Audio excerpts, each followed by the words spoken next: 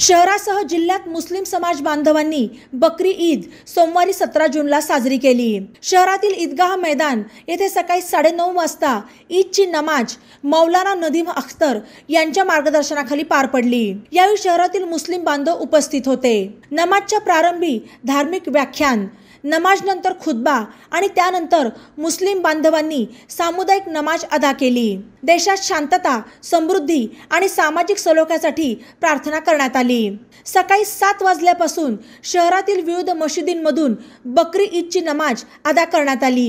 ईद निमित्त प्रमुख नमाज पठाणकोटला येथील ईदगाह मैदानात झाली। मुस्लिम बांधवांनी एकमेकांच्या भेटीगाठी घेऊन ईदच्या शुभेच्छा दिल्या। पोलीस प्रशासनाच्या वतीने खबरदारी म्हणून ईदगाह मैदानसह शहरातील चौकात चोख पोलीस बंदोबस्त ठेवण्यात आला। कोठला येथून जाणारी वाहतूक दुसऱ्या मार्गाने वळवण्यात आली। नमाजनंतर शहरातील विविध कब्रस्तान आणि दर्ग्यामध्ये भाविकांनी दर्शनासाठी गर्दी केली। के बाद फिर हज़रत इब्राहिम अला नबीना अलैहि सलातो व तस्लीम की सुन्नत को अदा करते हुए कुर्बानी पेश करते हैं।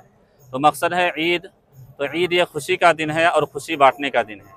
तो लिहाजा हम जिस तरह यहाँ ईदगाह में आकर एक दूसरे में खुशियाँ बांटते हैं और एक दूसरे के साथ मोहब्बत के साथ मुआनका मुसाफा करते हैं, तो इसी तरह हम कोशिश करें कि हम यहाँ ईदगाह से बाहर जब जाएं तो इसी तरह जिस तरह यहाँ खुशियाँ बांटे हैं इसी तरह ईदगाह के बाहर भी हम खुशियाँ तकसीम करें।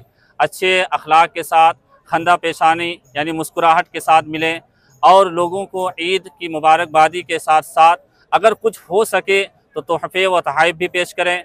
और अपनी जानिब से हम हमेशा कोशिश करें कि हमारी जानिब से कोई भी किसी को तकलीफ़ ना हो। इस तरह के इस्लाम में एक आम रिवाज है कि हम मुलाकात करते हैं तो अस्सलामु अलैकुम कहते हैं।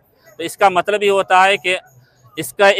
होता है कि हम और तुम दोनों में आपस में मुआहदा करते हैं, वादा करते हैं कि हम मेरी जानिब से तुम्हें कोई भी तकलीफ़ नहीं होगी, पूरी ज़िंदगी में कभी भी कोई परेशानी नहीं होगी।